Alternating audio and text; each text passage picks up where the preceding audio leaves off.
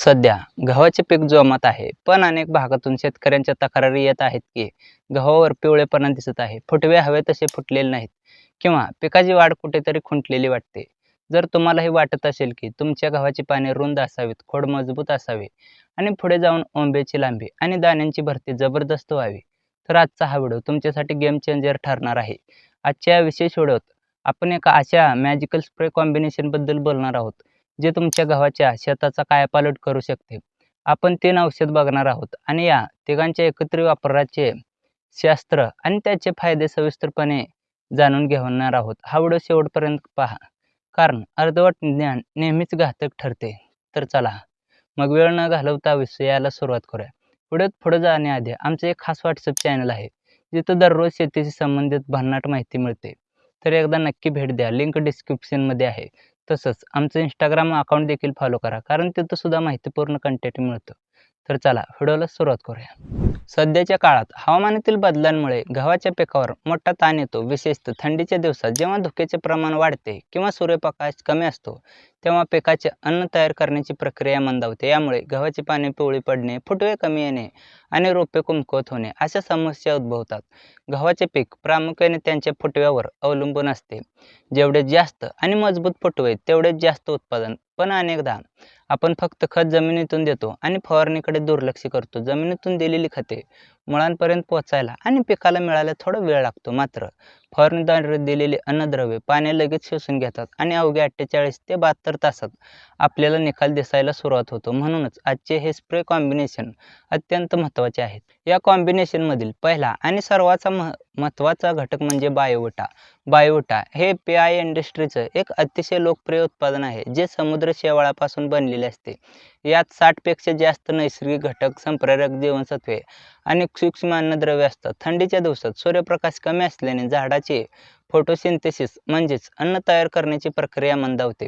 बायोविटामुळे पांढऱ्या मुळांची वाढ वेगाने होते आणि पानांमधील हरितद्रव्य देखील वाढते. यामुळे झाड कमी सूर्यप्रकाशातही जास्तीत जास्त अन्न तयार करू शकते. जेव्हा झाड स्वतःचे अन्न स्वतः तयार करायला लागते, तेव्हा त्याचा पिवळेपणा नैसर्गिकरित्या दूर होतो आणि पाने गडद हिरवी गार दिसू लागतात. गव्हाच्या वाढीसाठी ऑक्सिन, सायटोकायनिन आणि जिबरेलिक ॲसिड यासारख्या संप्रेरकांची गरज असते. बायोविटा या संप्रेरकांना सक्रिय करते. जेव्हा सायटोकायनिन सक्रिय होते, तेव्हा गव्हामध्ये फुटव्यांची संख्या अचानक वाढते. जेवढे जास्त फुटवे तेवढ्या जास्त ओंब्या आणि पर्यायाने तेवढे जास्त उत्पन्न. या व्यतिरिक्त हे पिकाला तणावमुक्त ठेवण्याचे काम करते. अतिथंडी किंवा पाण्याचा ताण यापासून बायोविटा पिकाचे संरक्षण करते. दुसरा घटक आपण घेणार आहोत तो म्हणजे अमिनो ॲसिड. अनेकांना प्रश्न पडतो की अमिनो ॲसिड नक्की काय करते? तर सोप्या भाषेत सांगायचं, जसे आपल्या शरीराला प्रथिनांची म्हणजे प्रोटीनची गरज असते, तसेच झाडांनाही असते. अमिनो ॲसिड हे प्रथिनांचे मूळ स्वरूप आहे. जेव्हा आपण गव्हावर अमिनो ॲसिडची फवारणी करतो, तेव्हा झाडाला प्रथिने तयार करण्यासाठी जास्त ऊर्जा खर्च करावी लागत नाही. त्याला आयते अन्न मिळाल्यामुळे झाडाची वाढ अतिशय वेगाने होते. यामुळे गव्हाचे खोड जाड आणि मजबूत होते. जर खोड मजबूत असेल तर पुढे जाऊन जेव्हा ओंबे दाण्यांनी भरतील, तेव्हा वारा आल्यावरही गहू जमिनीवर लोळणार नाही. आपण जमिनीतून युरिया देतो, पण अनेकदा तो पूर्णपणे पिकाला मिळत नाही. अमिनो ॲसिडची फवारणी केल्यामुळे झाडाची नत्र शोषून घेण्याची क्षमता देखील वाढते.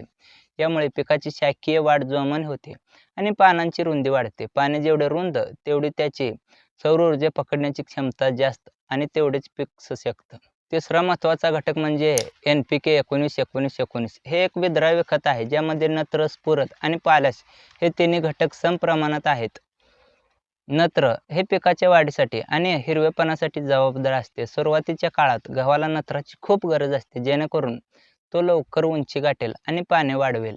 स्फुरद हा मुळांच्या विकासासाठी मुख्य घटक आहे. गव्हाची मुळे जेवढी खोलवर आणि पसरलेली असतील, तेवढेच ते जमिनीतील इतर अन्नद्रव्ये चांगल्या प्रकारे शोषू शकतील. तसेच फुटवे फुटण्यासाठी स्फुरद खूप मदत करते. पालाशमुळे पिकाची रोगप्रतिकारशक्ती वाढते. तांबेरासारख्या रोगांशी लढण्यासाठी पालाश गव्हाला ताकद देते. शिवाय पेशींची भिंत मजबूत करून खोडाला कडकपणा प्रदान करते. नुसते औषधे आणून चालत नाही, तर ते किती प्रमाणात आणि कधी वापरायचे हे समजून घेणे तंत्रज्ञानाचा खरा भाग आहे. पहिली फवारणी. जेव्हा तुमचा गहू 25 ते 30 दिवसांचा असतो, या काळात ही फवारणी केल्यास प्रचंड फुटवे वाढतात. दुसरी फवारणी पहिल्या फवारणीनंतर 15 ते 20 दिवसांनी म्हणजेच गहू 40 ते 50 दिवसांचा असताना या फवारणीमुळे ओंबे बाहेर येण्यापूर्वी झाड पूर्णपणे सशक्त होते. वापरण्याचे प्रमाण बायोटा 2 मिली प्रति लिटर पाणी म्हणजे 15 लिटरच्या पंपासाठी 30 मिली. अमिनो ॲसिड 2 मिली प्रति लिटर पाणी. उत्पादनानुसार डोस बदलू शकतो. लेबल वाचून घ्यावे. NPK 19-19-19 5 ग्रॅम प्रति लिटर पाणी म्हणजेच जास्त डोस घेऊ नका, कारण आपण इतर टॉनिक्सही वापरत आहोत. 15 लिटरच्या पंपासाठी 75 ग्रॅम पुरेसे आहे. फवारणी करताना काय खबरदारी घ्यावी, तर जमिनीत ओलावा. फवारणी करताना जमिनीत पुरेसा ओलावा असणे अत्यंत आवश्यक आहे. कोरड्या जमिनीत फवारणी केल्यास पिकाला स्कॉर्चिंग म्हणजे पानं जळणे होऊ शकते. पाण्याची गुणवत्ता शक्यतो स्वच्छ पाणी वापरा. गढूळ किंवा अत्यंत क्षारयुक्त पाणी औषधाची कार्यक्षमता कमी करते. तर आता फवारणीची वेळ सकाळी 10च्या आधी किंवा संध्याकाळी 4च्या नंतर फवारणी करा. भर दुपारी प्रखर उन्हात फवारणी करणे टाळा. मिश्र करण्याची पद्धत आधी NPK पाण्यात विरघळून घ्या, त्यानंतर बायोटा आणि शेवटी अमिनो ॲसिड टाका. मिश्रण व्यवस्थित हलवून मगच वापरा. जर तुमच्या गव्हाची पाने खूपच पिवळे आणि मधून पांढरट पडत असतील तर या मिश्रणात तुम्ही चिलिटेड झिंक म्हणजे झिंक EDTA 12% 10 ग्रॅम प्रतिपंप टाकू शकता. झिंकमुळे फुटव्यांना अधिक चालना मिळते. हिवाळ्यात दव पडत असल्यामुळे फवारणी करताना चांगल्या दर्जाचे स्टिकर किंवा स्प्रेडर 5 मिली प्रतिपंप नक्की वापरा. यामुळे औषध पानावर नीट पसरते आणि पावसाची धास्ती राहत नाही. जर तुमच्या भागात जास्त वारे वाहत असतील तर सिलिकॉनचा वापर केल्यास गव्हाचे पाने कडक होते आणि रस शोषक किडींचा प्रादुर्भाव कमी होतो. तर मित्रांनो, हे होतं गव्हासाठी नंबर 1 फवारणी कॉम्बिनेशन.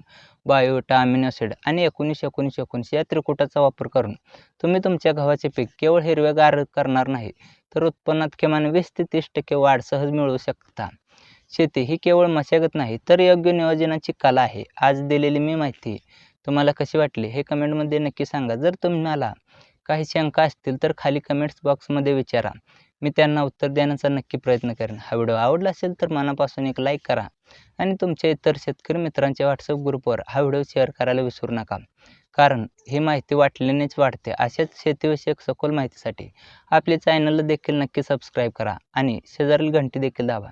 तर चला मग भेटूया पुढच्याच अशाच एका नवीन आणि माहितीपूर्ण व्हिडिओमध्ये. तोपर्यंत आपली आणि आपल्या पिकाची काळजी घ्या. धन्यवाद.